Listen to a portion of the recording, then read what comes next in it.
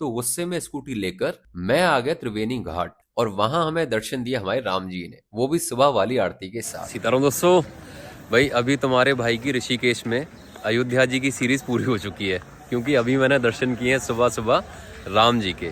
तो यहाँ के दर्शन कराऊंगा मैं आपको व्लॉग में आगे, साथ ही बताऊंगा इस मंदिर की पूरी कहानी। तो ये दोस्तों पार्ट 5 मेरी ऋषिकेश व्लॉग की सीरीज का। पार्ट 4 में हमने दर्शन किए थे चंद्रेश्वर महादेव के। वहां के दर्शन करके मैं वापस आ गया अपने होटल, और यहाँ आकर पहले तुम्हारे भाई ने नींद करी अपनी पूरी। नींद पूरी करके शाम को 7:30 या 8 बजे मैं वापस आ जाता हूँ शत्रुघ्न घाट पर, लेकिन नींद की वजह से शत्रुघ्न घाट की गंगा आरती हो जाती है अपनी मिस, और इसी को कहते हैं नाइट शिफ्ट के साइड इफेक्ट। फिर मैं बैठ गया गंगा माँ के पास, और फिर एक देवी जी और उनके साथ आए हुए देवता से घंटों हमारा डिस्कशन हुआ अबाउट रामचरितमानस, वृंदावन एंड महाभारत। और उसके बाद दोस्तों वापस आ जाता हूँ मैं अपने होटल। फिर सुबह करीब 3:30 से 5 बजे तक करवटें बदलते बदलते जब मैं थक गया, तो गुस्से में स्कूटी लेकर मैं आ गया त्रिवेणी घाट, और वहां हमें दर्शन दिया हमारे राम जी ने, वो भी सुबह वाली आरती के साथ। अब मेरे लिए दर्शन बहुत ही ज्यादा स्पेशल थे, क्योंकि नींद न आने की वजह से जब मैं करवटें ले रहा था तो आई वाज थिंकिंग कि राम जी के तीनों भाइयों के दर्शन तो हो गए हैं, अगर राम जी के भी हो जाते तो सिलेबस कंप्लीट हो जाता।